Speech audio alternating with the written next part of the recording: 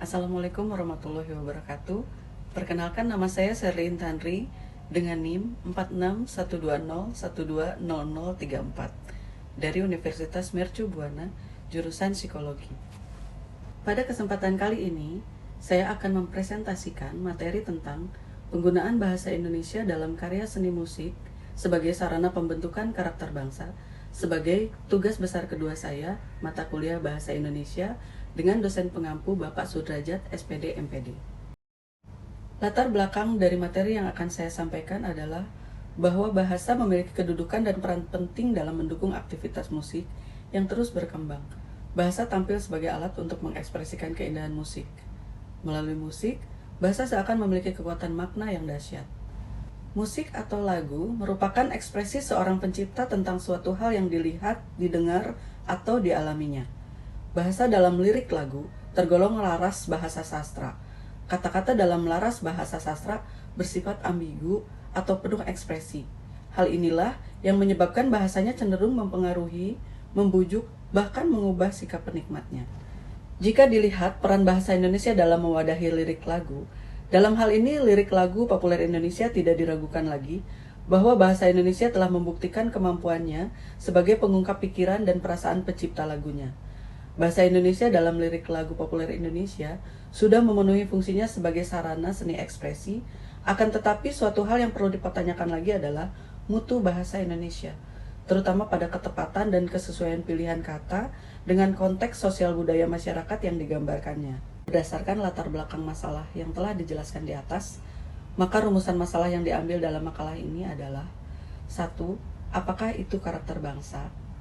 2. Bagaimana bahasa dapat berperan dalam proses pembentukan karakter bangsa? Dan yang ketiga, bagaimana penggunaan bahasa Indonesia dalam karya seni musik yang dapat berperan dalam proses pembentukan karakter bangsa? Tujuan dari rumusan masalah yang telah dijelaskan di atas, penulis dapat menyimpulkan tujuan dari penulisan makalah ini. Di antaranya adalah menjelaskan definisi karakter bangsa. Yang kedua, memaparkan bagaimana peran bahasa dalam proses pembentukan karakter bangsa. Dan yang ketiga, memaparkan bagaimana penggunaan bahasa Indonesia dalam karya seni musik dapat berperan dalam proses pembentukan karakter bangsa. Yang akan saya sampaikan selanjutnya adalah tentang pembahasan. Yang pertama, peran bahasa dalam pembentukan karakter bangsa. Ungkapan bahasa menyatakan bangsa mempunyai makna filosofi yang dalam. Artinya, bahasa yang digunakan seorang atau suatu bangsa dapat dijadikan salah satu parameter untuk mengetahui karakter seseorang atau suatu bangsa.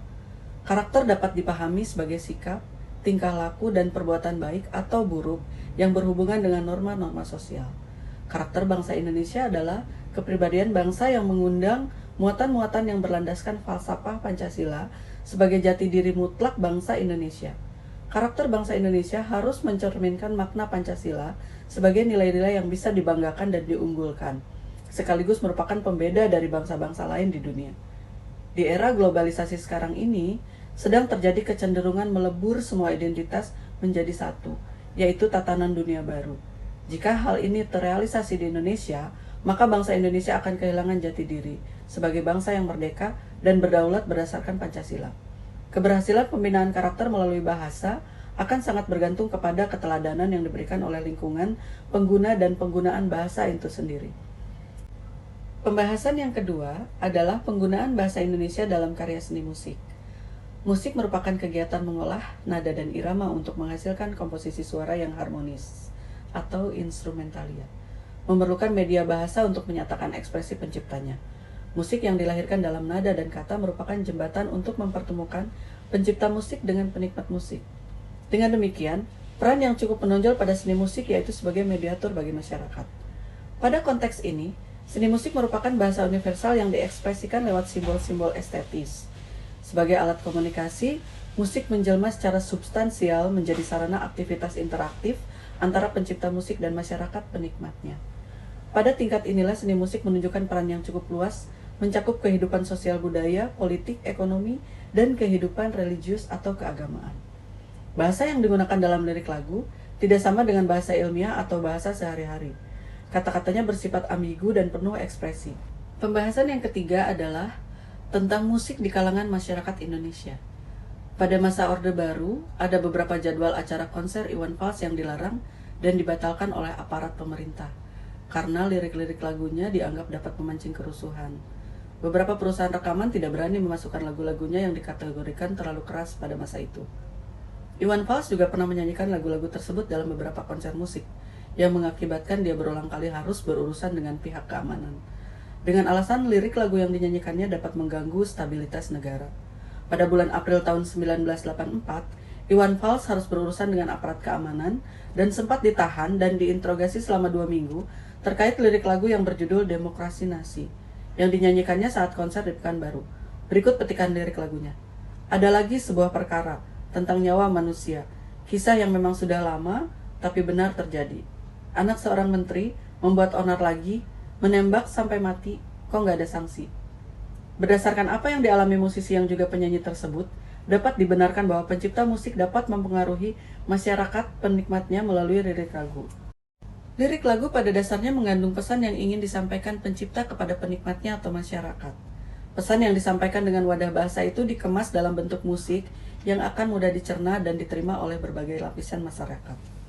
Misalnya lirik lagu Halo Halo Bandung yang diciptakan Ismail Marzuki telah membakar semangat juang masyarakat Indonesia di zaman revolusi, penderitaan dan perang kemerdekaan yang menyebabkan timbulnya rasa nasionalisme dan rasa patriotisme bangsa Indonesia, diangkatnya menjadi tema lagu tersebut dan melalui lirik lagunya. Terkandung pesan agar bangsa Indonesia merebut kembali haknya atas kota Bandung. Ajakan yang membakar semangat juang bangsa Indonesia itu disampaikan dengan kata-kata yang santun tetapi bersemangat. Di samping maraknya musik dengan lirik lagu bernuansa religius, juga marak musik yang tampil dengan lirik lagu yang memancing emosi negatif. Sehubungan dengan indikasi ini, tidak mengherankan bila tema musik yang berkembang saat ini lebih didominasi oleh tema-tema cinta, putus cinta, ataupun tema keseharian yang bersifat individualistis. Hal ini menghasilkan individu masyarakat yang berkarakter individualistik. Kebersamaan dan persatuan seolah menjadi hal yang sangat langka. Hal ini makin terbukti dengan banyaknya tawuran antar siswa, perkelahian antar warga, termasuk kisruh pada banyak konser. Dengan demikian, musik yang selama ini dianggap penenang pikiran, terkesan hanya menciptakan kekacauan. Lebih dari itu, karakter individualistis musik pun semakin berani tampil dengan tema-tema liriknya yang terkesan vulgar. Dari hasil pantauan yang dilaksanakan 25 Januari sampai 14 Februari 2012, terdapat beberapa lirik lagu yang melanggar Undang-Undang Nomor 32 Tahun 2002 tentang penyiaran, yakni Pasal 36 Ayat 5 dan Ayat 6. Undang-undang tersebut menegaskan agar isi siaran dilarang menonjolkan hal-hal yang bermuatan cabul, dilarang memperolok, merendahkan, melecehkan, dan atau mengabaikan nilai-nilai agama dan martabat manusia. Mengingat musik dinikmati oleh semua orang, merupakan hal yang sangat wajar jika aktivis peduli anak Seto Mulyadi ikut angkat bicara terhadap lirik-lirik lagu vulgar itu. Dia mengkhawatirkan dampak negatif yang timbul pada anak-anak, apalagi apresiasinya terhadap sebuah lagu. Anak-anak tentu saja tidak mengerti makna lirik lagu tersebut. Ine Febrianti, artis yang juga penggiat seni, juga mengkhawatirkan hal ini. Dia menyatakan bahwa anak-anak akan lebih mudah mengingat sesuatu yang didengar atau dialaminya dengan bantuan lagu. Bahkan mereka bisa terus mengingatnya hingga usia dewasa. Untuk selanjutnya saya sampai pada bab 3 yang merupakan simpulan. Bahasa Indonesia sebagai wahana pembentukan karakter bangsa perlu dibina dan dikembangkan. Salah satu strategi yang dapat dilakukan adalah menjadikan bahasa Indonesia sebagai sarana komunikasi yang mantap untuk segala lapisan masyarakat. Di kalangan seniman misalnya, kelompok musisi atau pencipta lirik lagu berperan aktif dalam mempengaruhi perilaku masyarakat. Dalam hal ini, mereka dapat memberdayakan lirik lagu-lagu populer Indonesia sebagai sarana dan wadah pengembangan nilai-nilai yang potensial dan luas. Penyampaian ekspresi dan pesan melalui lirik lagu akan lebih mudah dicerna dan dipahami oleh penikmatnya. Musik berfungsi sebagai mediator antara pencipta lagu atau musisi dan penikmat musik. Pencipta lagu melahirkan ide, gagasan, dan pesan ke dalam sebuah ciptaan yang arahnya untuk mempengaruhi emosi, sehingga apa yang dimaksud oleh musisi dapat dipahami penikmatnya. Perasaan yang ditransfer kepada masyarakat penikmat itu dapat berupa perasaan duka, haru, gembira, cemas, sugesti, dan lain sebagainya. Penutup untuk saran dalam materi ini adalah lirik lagu memberi pengaruh positif dan negatif bagi penikmatnya. Untuk itu, pencipta lirik lagu dituntut untuk memilih kata-kata yang tepat sesuai dengan nilai-nilai moral bangsa yang menjadi penikmatnya.